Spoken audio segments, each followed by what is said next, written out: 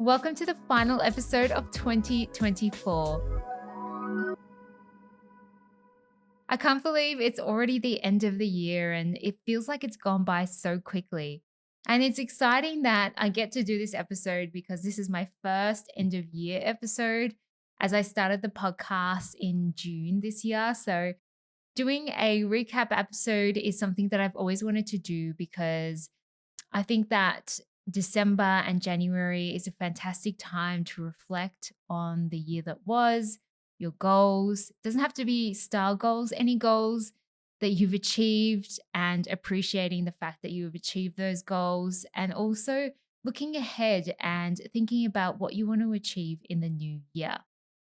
So today's episode is going to be all about your style goals for 2025 because I believe, as with anything in life, there is power in putting those goals down on paper and you're more likely to achieve them as well. So, style goals is something that you may want to think about in terms of your own style journey and where you want to take your style in 2025.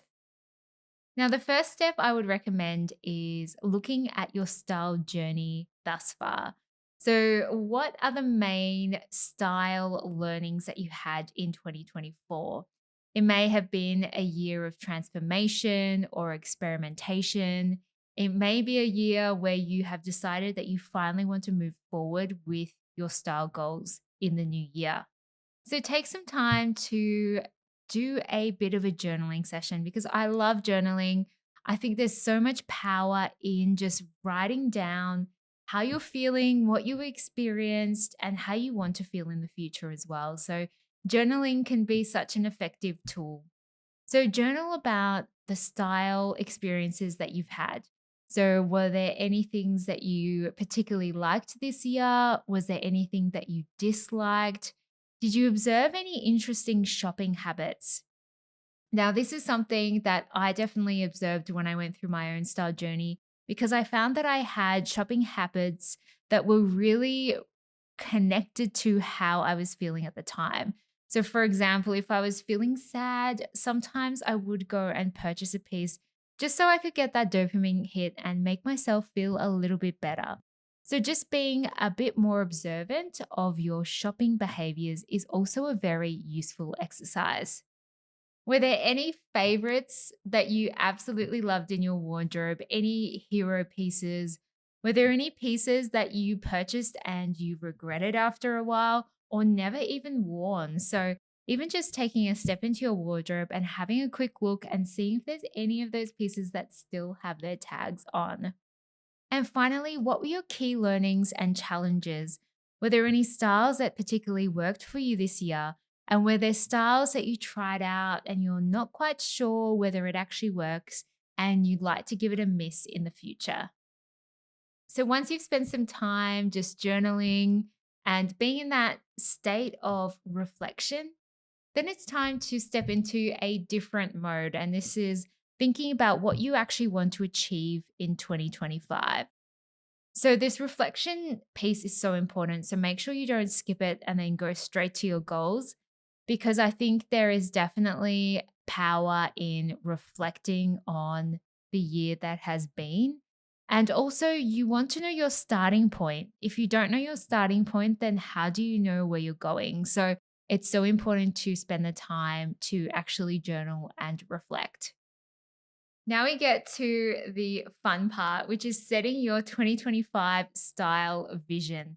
Now, I am really excited to do this with you because I think that it's going to be an absolute game changer if you haven't done it before. And it's going to really help you articulate visually and with words how you want your style to manifest in the new year. Now, there are some things that I want you to consider because these things will be important in terms of your personal style. The first one is, are there any major career changes that you're planning to undertake in 2025?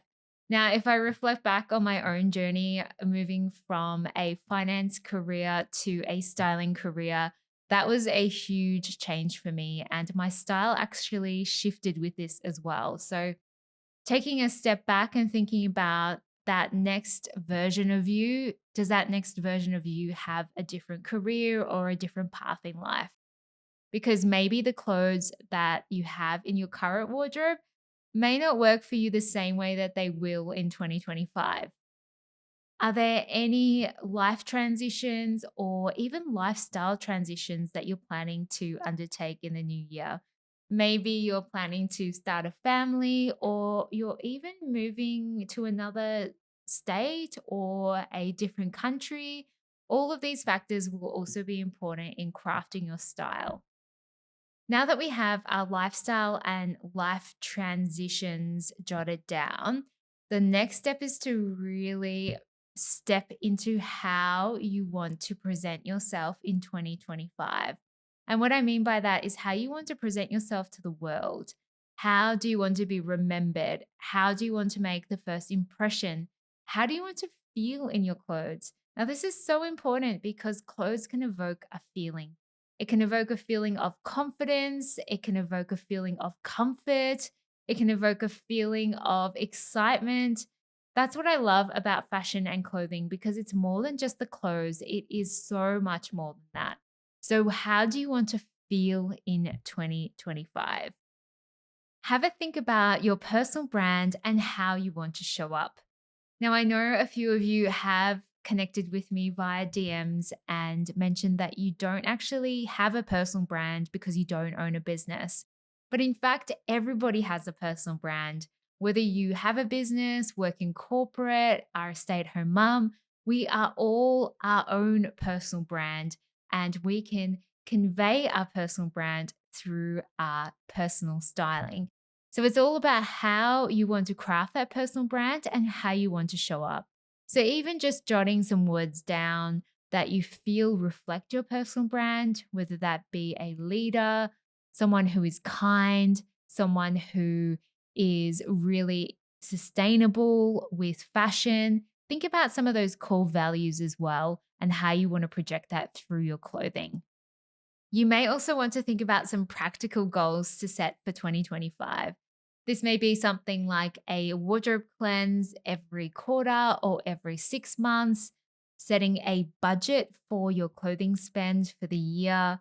Also, thinking about some investment pieces that you would like to add into your wardrobe, whether that be a versatile bag or something that you've been really wanting to save up for.